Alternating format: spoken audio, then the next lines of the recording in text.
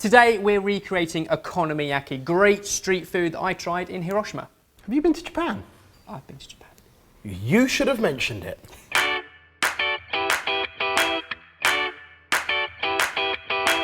Now with Okonomiyaki, it starts with a pancake batter, one of the simplest ever. All we need is plain flour, whisked up in a bowl with milk until it's pretty much lump-free. A pinch of salt, that's all it needs. That's going to form the base of what is essentially a very layered up mix match of things. I forgot what handed I was. I'm left-handed. Your left hand, whisk in the left hand. A little pinch of salt in, lovely. Step one, done. We can put that to one side and come back to that in just a moment. Next up, all of the veg that's going to go in. So I'm going to take a white cabbage and finely slice that. If you do the same with spring onions, as fine as possible. And that's pretty much all the prep we need to do before we start It's cooking. all the food prep that we need to do, but there's a lot of personal prep to do before the cooking bit, isn't there? Yeah, so when I had this, it was one of the most social meals. All 16 of us were sat around one big flat grill, and this guy and his wife were standing there cooking up 16 of these at a time, keeping control of all of them on a flat grill. It was one of the best meals we had. We all agreed, everyone sat around there, this is phenomenal. So I want to recreate it today. We're gonna have to do it in a crepe pan because we haven't got a flat griddle.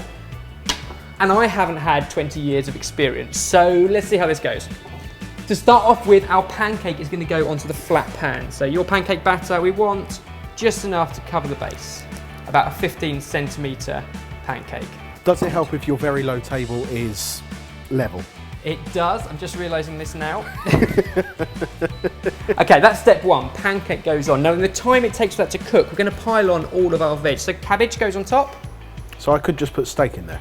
You could. Yep. The one I had was bacon and oyster, which is why we're gonna do that. That's kind of typical to Hiroshima, where this dish is so popular. But you can mix and match and go with whatever you like. Bean sprouts on top of the cabbage. Do you wanna throw a handful of spring onions on top of that? Yep. And then for the seasoning. So the seasoning is a mix of white pepper, salt, and garlic powder in equal quantities, and we're just going to sprinkle a little bit of that on. So that's the seasoning on. Next up for some of the meat. I'm sorry, my knee was really hurting. So grab some bacon. Yep. We're just going to go for 2 rashers of streaky bacon laid over the top. It's not going to cook at this point. Okay. But in a minute, the fearful bit, we flip it over and then the bacon ends up on the grill. So this is the point where it gets a little bit risky. It's the point we've all been looking forward to. It's the point where I'm not going to lie, it might be easier standing up. Okay. But basically, you want to get a flip underneath and then one quick motion over. Smush the sides in. Smush, technical term. What that gives us is another couple of minutes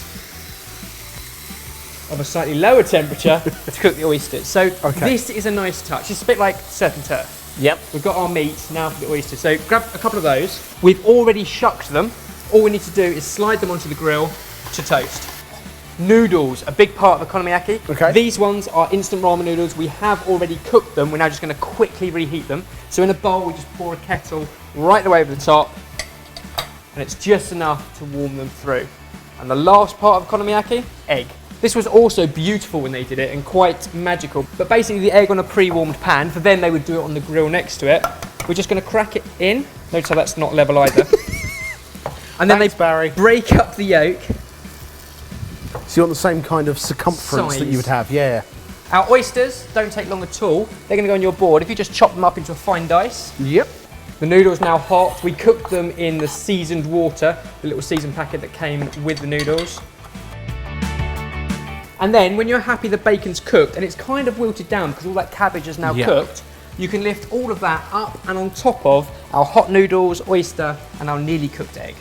Now Ben was panicking, I don't know if you noticed, just a tiny little bit during the process of cooking that. If you've got a better way that you would cook it at home, maybe something that doesn't happen in the restaurant where people are doing it 1,000 times a day and so are used to doing it, then please comment down below, let us know how you would cook this at home.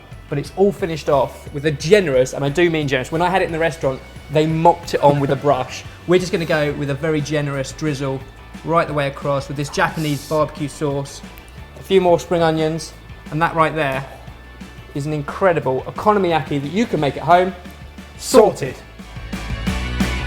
That's good. I can see how this could be classed as street food. We had it before going out to a karaoke bar. I think you could equally have it afterwards. It's kind of that real kind of fill you up food. It'd be lovely to know what you guys think of our version and in fact what you'd have done differently. Please, please, please comment down below and tell us how you would make Okonomiyaki.